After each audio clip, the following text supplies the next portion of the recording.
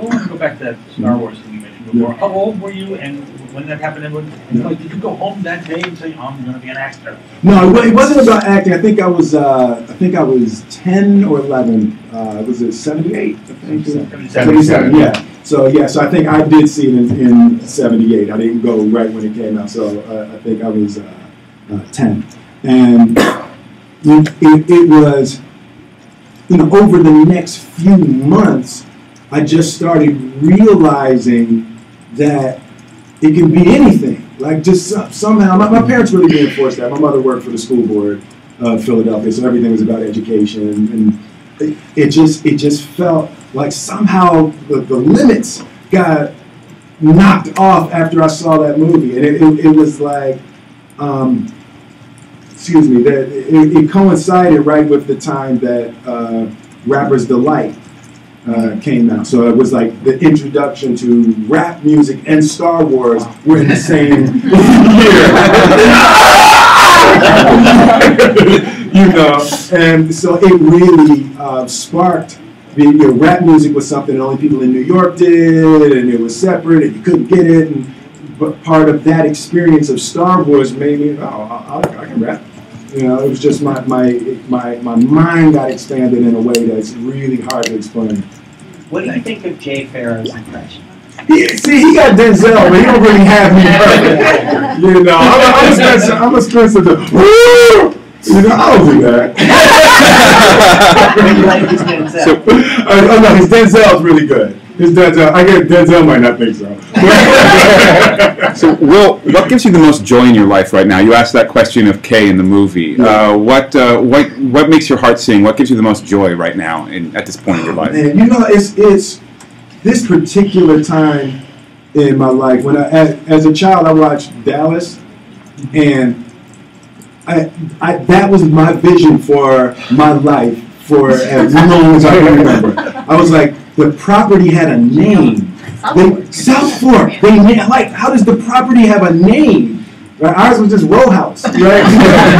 And everybody came to breakfast, but they grown. Like, grown people lived on the property, They came to breakfast, and everybody worked the family business, and it was like, that was my, I was like, I want that. And so I've been a mad scientist trying to build trying to build Dallas through Star Wars and rap music. Well,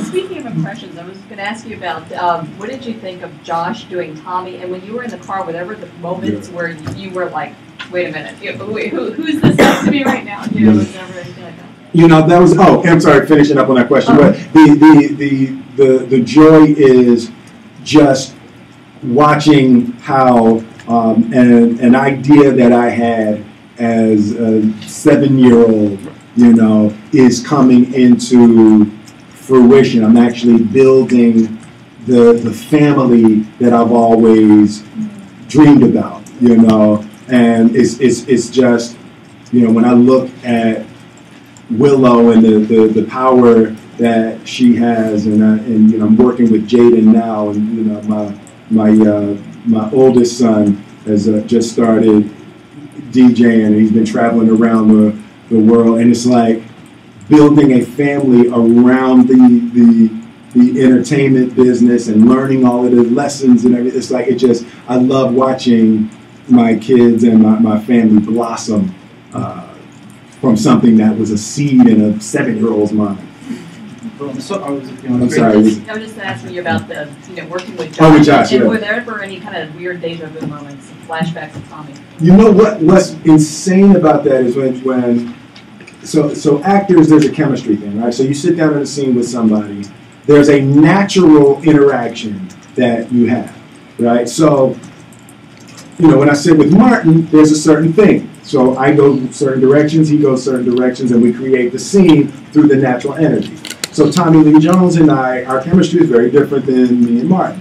So when I sat with Josh, I was trying to find what was the adjustment that I'd have to make to be able to deliver our new chemistry on camera. And I was just shocked that it's identical, which is difficult to impossible to do. It's like he studied Tommy and Agent K so thoroughly that the chemistry is the same. And it's like when you watch Josh for 5 minutes, it's done. It's just young. It's not even young Agent K. You think you're watching young Tommy Lee Jones. You know what I mean? It's like it just goes away. He's able to deliver. People thought that the voice was looped by Tommy.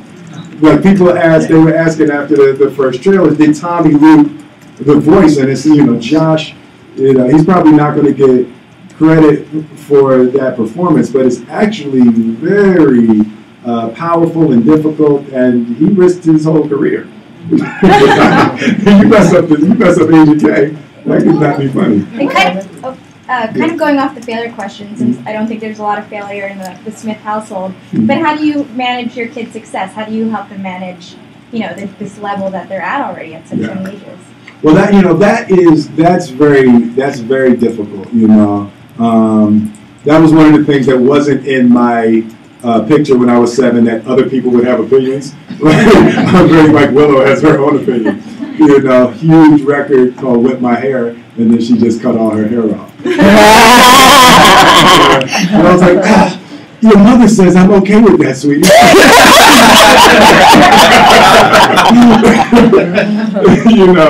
So it's like the most difficult part of the whole thing is emotional management. It's like to be able to have them connect to the artistry of what they create rather than connecting to the success or the adoration from what they create.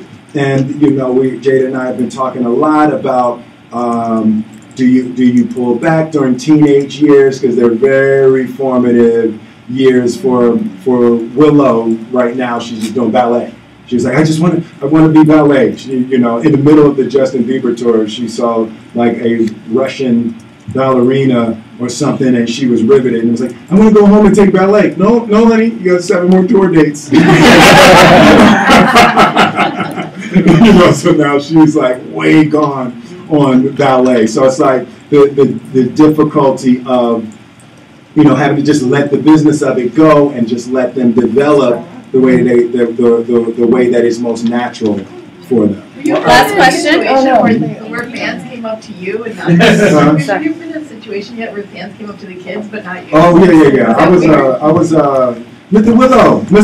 A bunch of kids would call me that, and I was the Karate Kid's dad in about 40 different languages.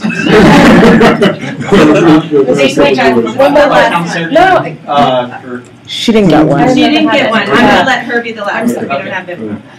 This franchise, it's coming after 10 years was the last one. Your kids, they were little when this first came out. A lot of your audience is going to possibly not have seen these. Right. Do you think this movie stands alone, well enough in that respect? Well, how did you work that out? I think someone I got that. Okay, that was the thing that was really important for me to have it be a movie that stands alone. That you can watch it without having seen the others, and you can glean some of the ideas. The ending we were a little concerned about, because you really have to have some knowledge of the first movie to truly get why that ending would be special. But it's the difficulty with doing them this far apart.